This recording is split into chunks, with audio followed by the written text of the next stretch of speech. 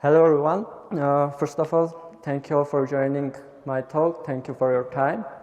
So as you can guess from the topic, we are going to talk about the Postgres and vector databases. But before we start, let me ask a question. Has anyone of you used a vector database or ever heard about the vector database? Can you raise a hand? Okay, great. Some of you have context, but if you don't have, don't worry. I'll try to break the things down so you'll understand it easily. Let's start. Let me introduce myself. I'm Varik. For the past few months, I'm working on Lantern. Lantern is Y Combinator startup from this winter batch. What we are doing, we are building a Postgres extension which helps you to index your vector data, provides an index over it, and we also provide a toolset for your AI applications, so you won't need to worry about the data pipeline and stuff like that, and just concerned about your business logic there. Here are my contacts. If you have any questions, you can contact me here. Today's schedule. First of all, we are going to build a search application over the supermarket data. We'll have a semantic text search there and also reverse image search, just like the Google image search you use daily. And also we'll start from breaking things down. We'll see how that architecture will look like in the traditional text search versus the vector search architecture. Then we'll talk about what are the vector embeddings, how we find the similar vectors to each other. Then we'll show the architecture for the commonly used vector applications, vector search applications, and the same architecture with Lantern. And at the end, I'll show a live demo of how you can use that with JavaScript to achieve the functionality I described. Okay, a small spoiler, what we are going to build today, it's a multi-language search, which will work both with the text and image search. So you'll pass the image and it will find the products with the similar images. So how the traditional search will look like. Imagine we have a database. We have rows in the database. Let's, for simplicity, say we have a pasta, pizza, and tea in the database as a rows. People try to find something. How it will search, it will use some text similarity techniques to match the letters.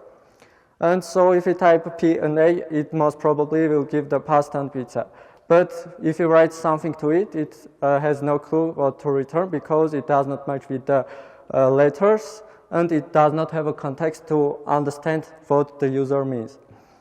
And also for the images, if we try to search an image with the text, we most probably will store some text describing the image, and we'll match the text. But it's not a scalable solution because we cannot keep tag for each synonym of the word. Okay, how the vector search application will look like. We'll have, this may seem like a difficult at first glance, but let's break the things down. We'll have an application here, which is our web application with the traditional database. This is the data we have. We'll have an embedding model, which will convert our data to a vector embedding. We'll talk about the vectors later. And we also need a separate vector database here. So our data will be converted using the embedding model and stored in the vector database. Then it will be queried from the vector database. The IDs of the rows will be returned, and we'll retrieve the actual rows from our traditional, let's say, relational database. Okay, and what is a vector? Vector is simply a high-dimensional numerical representation of your data. The data can be anything. It can be a text, image, video, audio. For simplicity, let's think about the word pizza. Okay, here we have embedding for the word pizza from some AI model. Let's say this 0.5 describes how likely it is a food. This 4.5 describes how likely it is not a food, and stuff like that. This is not understandable by the humans, but it's understandable by the same embedding model. Then we have a vector. We now know what is a vector, and we should somehow find the similar vectors. If you plot the vectors in this two-dimensional space, in real-world applications, the vectors are really high-dimensional. For example, the OpenAI vectors consist of 1,500 dimensions, but for simplicity, we'll take a two-dimensional vector here. We can see that in the space, the pizza and pasta are closer to each other. It's obviously visible by eye than in the tip. But these matching are done by some distance metrics. For example, the Euclidean distance or cosine distance. Then the user put on the search pepperoni, and we generate an embedding for pepperoni. It gives us the vector which is closer to the pizza. And thus, we can now find the similar vectors to the pepperoni, which will be a pizza and pasta. Okay, moving forward.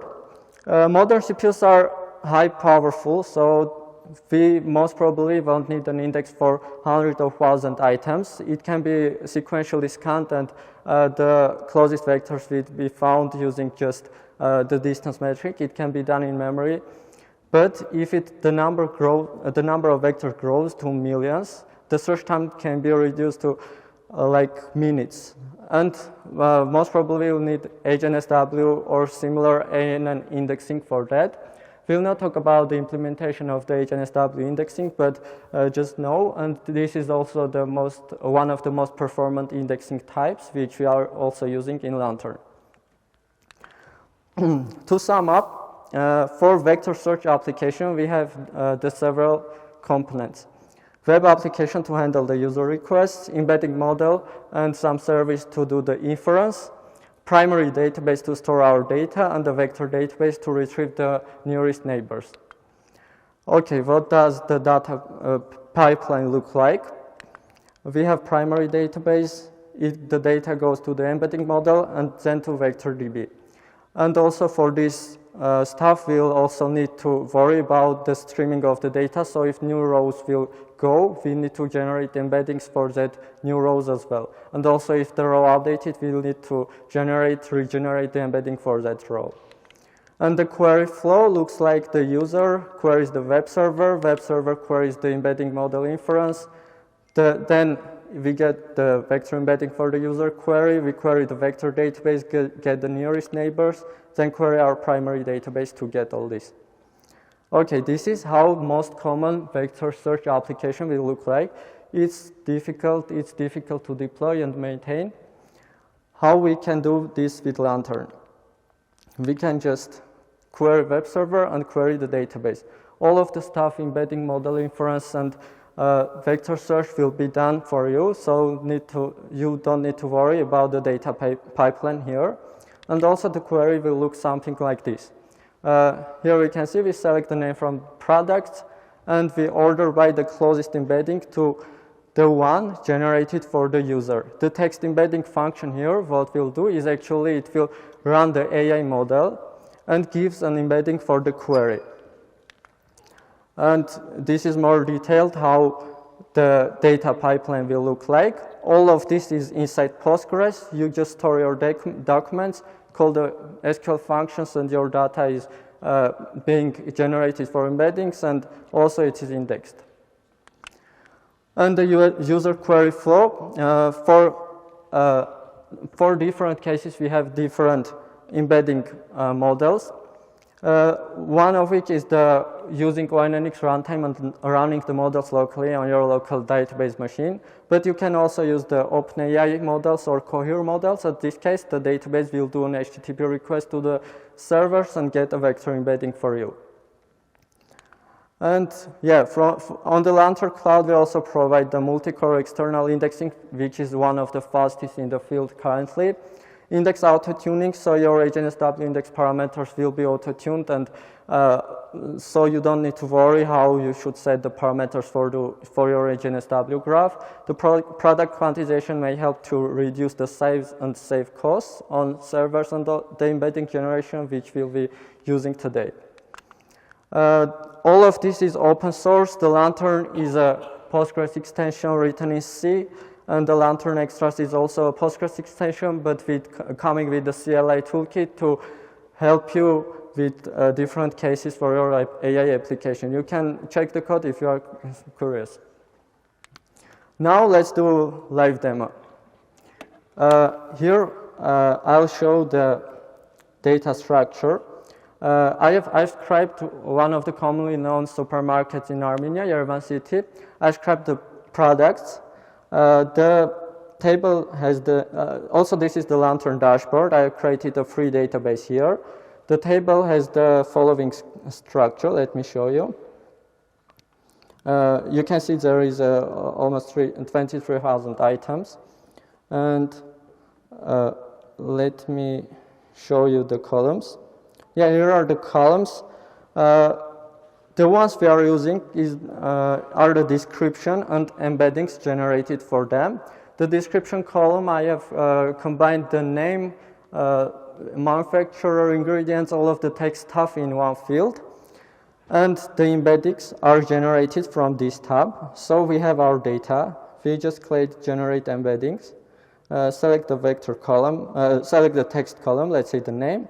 Select the embedding model, let's say Cohere, and it will generate an embeddings really fast. I've already generated the embedding, so I'll not do it again. Also, one more thing. Today I'm using a multilingual embedding model. So the data is actually in Armenian. We are going to do the queries in Armenian and also in English. And you can see that current multilingual models work really well with any language. And the image embeddings are generated using the OpenAI's CLIP model. Now let's show the code. Let me open the index.js. I think here, yeah. Is it visible? Okay. This is the basic Express API. Here we can see we are using a Sequelize as a ORM and the Lantern data wrappers written by Nair for Sequelize, which will help us to use the JavaScript functions instead of doing raw SQL queries. Nothing interesting at this part. We are just doing like data setup. Here we can see we have some image uploading stuff, which is not interesting for this talk again, and also the search query.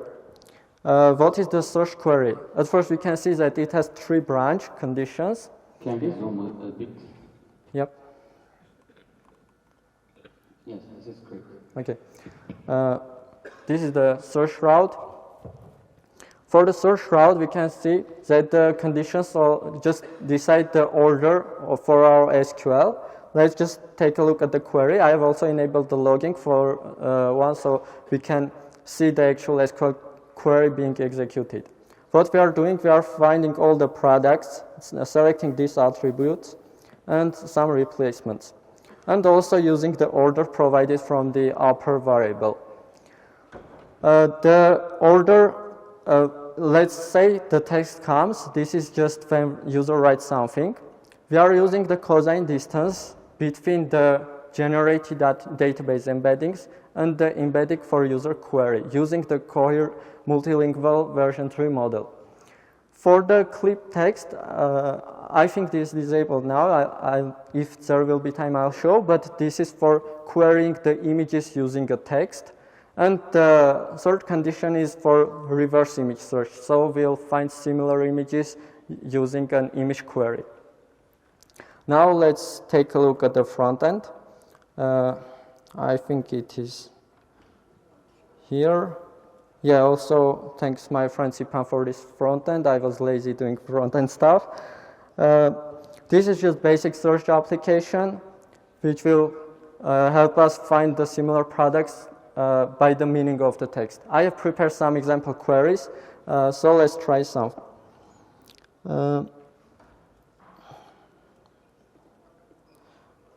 Here we can see the queries. The first query is we are asking for the chocolate without sugar in Armenian, if some of you don't understand. Passing it here. And yeah, you can see it finds like relevant results. It finds something. So we just don't simply say like find me by this product name, but the meaning. We want something that is without sugar. So we can do the same query. The text is in Armenian. We can do the same query in English. And it should find also relevant results. This because the multilingual models are trained a way that you provide the same meaning in different languages. It will give you the same embedding. Not the same, but really close embedding. Now we can do something like refreshing drink. And yeah, it finds something like, it finds some drinks for us. Just the internet connection is not good, so the images are not loading that fast. We can also write in English like something that people drink in the morning. And we can see it find for us the tea, coffee, and stuff like that. Okay, this is about the text queries. Let's now try the reverse image search. I've prepared some images here. The images is bread, Coca-Cola, Lay's, and also I like to mention that I did not use the images from the same dataset, but instead you can just like photo a Coca-Cola from other place, then use the reverse image search. The vector embedding will be close to the original. Now let's try to open. So let's try to open Coca-Cola from the market shelf. And yeah, this query executed, it find some relevant results. The first one is not Coca-Cola because the image is from the zoom out it, like from the shelf, but the results are similar. And we can try, for example, the Lay's one is like the front of the Lay's and zoomed in. This should like give more relevant results. Yeah, you can see it find the relevant images. And also let's look at the query.